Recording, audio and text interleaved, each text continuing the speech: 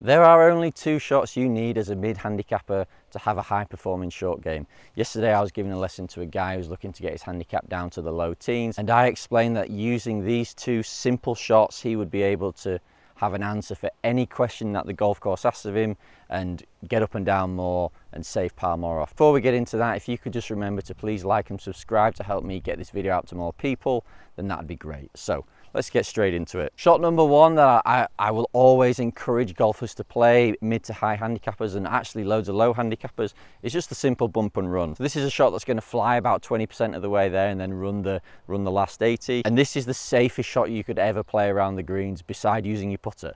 I'm always pro putter around the greens if you can, but sometimes you get there and even though it's a reasonable surface, you just don't fancy putting through it, so we've got to go to that low shot. I use my 9-iron because I think that gives me enough loft to launch it just out of the grass, but not high enough loft that it flies too far and gets any sort of backspin. So in the setup, it's really simple. All I'm going to do is just set up about 3 club heads away from the golf ball.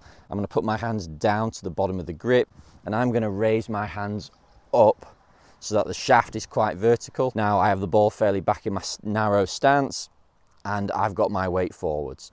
Now my only swing thoughts with these shots is to not hit the ground. A thin 9-iron goes just as well as a well-struck 9-iron around the greens, and if you don't believe me, go and test it. So I'm actually trying to semi-thin this shot because I know that'll give me a reasonable result. From here, I've got my weight forwards and I'm just going to almost put this, try and run it down to the flag. So a bit firm, hit it a bit hard. Let's have another go. Yeah, that one was a bit better. So there isn't really an excuse not to play this shot. It's very straightforward and it's very hard to do wrong. When a golfer says to me they don't like doing it because they haven't developed a touch for it, then I just suggest that you probably haven't practiced enough with it. How do you know how to be a good lag putter? You don't have a method or a system that helps you hit it exactly 27.5 feet. You've just hit enough long putts to know that roughly that's what's going to happen when you make that much of a stroke.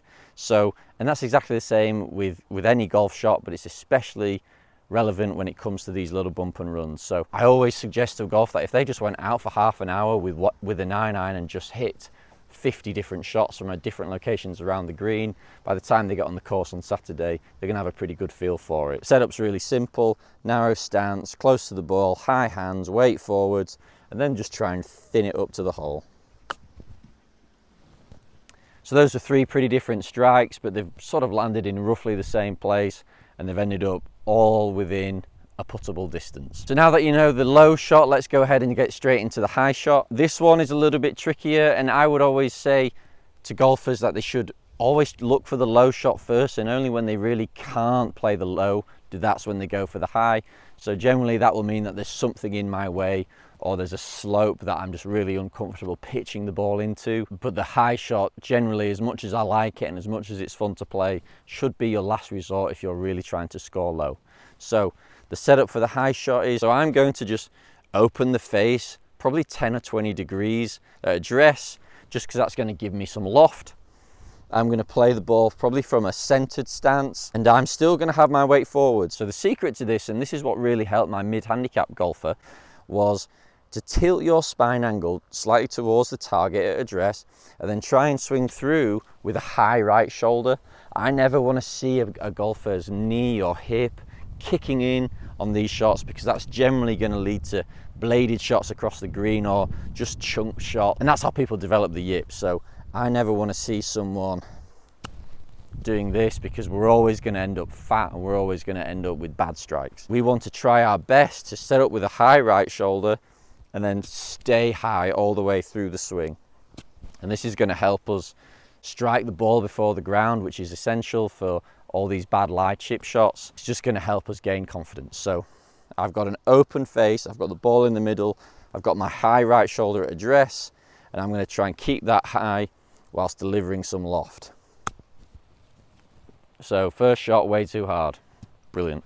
We've got high right shoulder, ball in the middle, face open, and we're just going to try and give it some loft, keep that right side nice and high, and that produces that nice high shot. It's going it should fly about 80% of the way there and run the last 20, but we should see a very noticeable flight difference in those two shots. The reason I only like a low and a high and I don't like a mid is, I think a mid is the halfway house where you've just not been able to decide what you're trying to do. I like the low or the high shot because you've made a very clear decision about what the right shot is here, and that way you're able to make a clear decision over how you're going to address the ball and how you're going to play the shot. And I think having just a clear intention when you stood over the shot is massive when it comes to short game. More often than not, indecisiveness is what kills us around the greens, because we're trying to do one thing but maybe something else is right, and the simpler we can make this decision making tree, then the better our short game is going to be. So weight forwards, high right shoulder, open face, lean, keep high right shoulder all the way through, and we've got that high shot.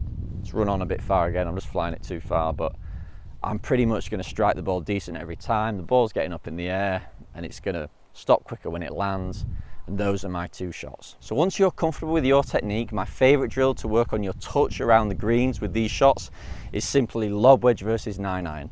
So what that means is I'm going to take two balls, two clubs, and I'm just going to go to different locations around the green, playing one high, one low.